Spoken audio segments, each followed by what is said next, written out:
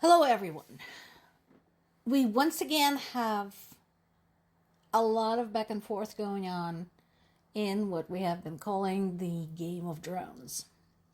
Except, of course, it's not a game. It's very real, and there are consequences.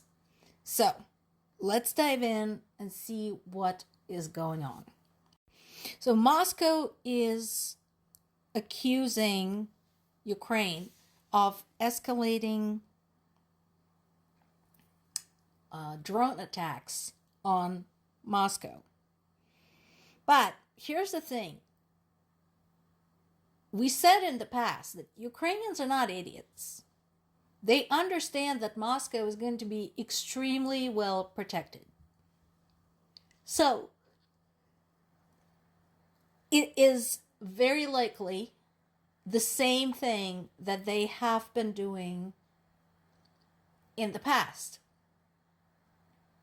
which is psychological warfare. They're not planning to hit anything in Moscow. They're not planning to attack anything in Moscow. It is very likely that those drones are duds, decoys, stuff that is not even carrying any kind of explosives. Now, it's possible that they're carrying some reconnaissance equipment, some cameras, but chances are there is nothing else there. And so, what they're doing instead is the same thing they've been doing in the past, which is disrupting Russia's biggest airports. Because, as the result of these drone flyovers, 3 out of 4 Moscow's airport, all of them very big, very traffic heavy for both passenger and cargo, have been shut down. As far as I'm concerned, that's mission accomplished. Give them a jolt. Hit them in the economy. And again, here's something else. So there are claims now from the governor of Belgorod region and the governor of Kursk region that Ukraine has been targeting buildings and cars and there were casualties. My question is, are we sure? Because in the past, and this is very well documented, in the past, what actually happened was Russia's idiot air defense operatives shut down drones that were flying toward military targets over civilian areas. And what actually happened was pieces of the destroyed drones fell down in civilian areas and caused damage. Ukrainians are dealing with this all the time, so they know better. Russians basically suck. Not only to mention that, but let's also go back to the fact that they're not presenting any evidence. As I said before, when something gets struck in Ukraine, we have pictures, we have videos, we have satellite imagery, we have everything you can possibly imagine within hours, if not minutes. When Russia says something's been struck, they're like, yeah, this happened. You just have to believe us. So, here's something that we do have proof of.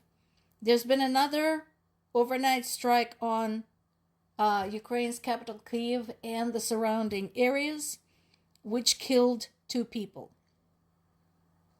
3 people were wounded in the Kharkiv region. So that is going to continue, and that is going on.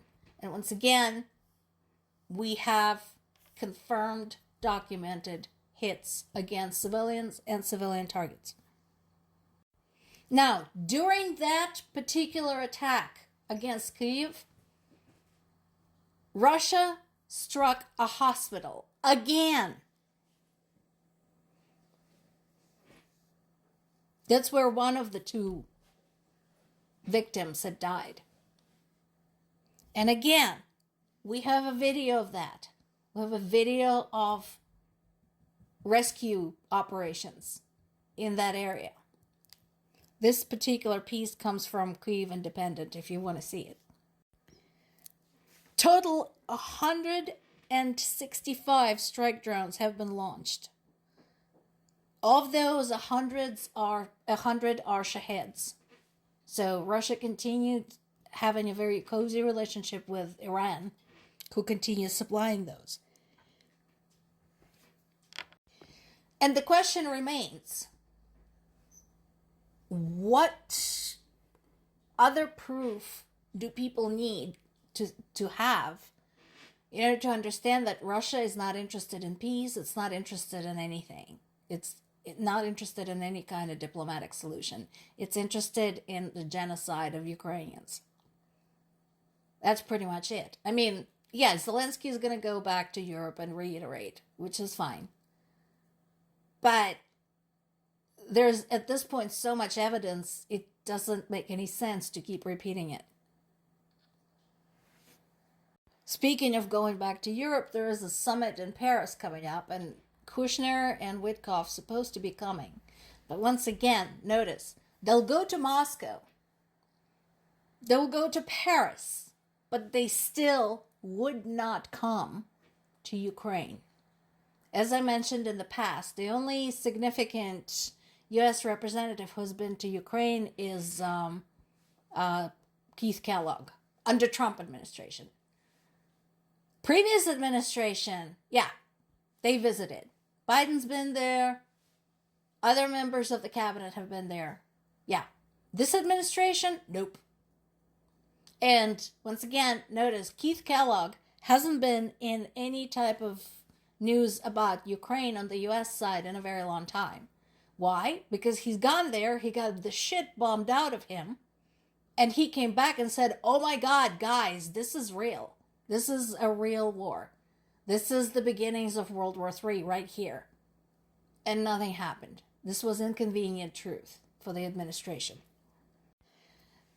So the main piece on the agenda will be the discussion of security guarantees. But again, guys, before we get to that, we have to figure out what to do about Russia. That is the truth of it. Because how can you guarantee security with the war still going on? You have to push them out. They have to be kicked back into their territory and stay there. Now, in case you're wondering how, this is how. So once again, this is hilarious. I'm sure you remember Kupiansk. We've talked about Kupiansk like 100 times. They've been trying to take Kupiansk since forever. So, what have they done now? So they tried to storm Kupiansk by having their troop walk through an inactive gas line. At which point they were detected, trapped, and eliminated by Ukrainian military. The funny part about this is that they've tried this shit before. This was tried actually back when Ukrainians were holding on to the chunk of their own territory. And yeah, they tried to infiltrate Ukrainian military camp using the same thing, using a pipe. Same result. Didn't work. So, talk about classic definition of insanity, doing the same thing over and over and expecting a different result. And once again, this is for those who think Russia is invincible. As I said, it's dangerous, but it's not invincible. And they have been doing a lot of really stupid things. Keep that in mind. Know your enemy. That is a weakness. More to come.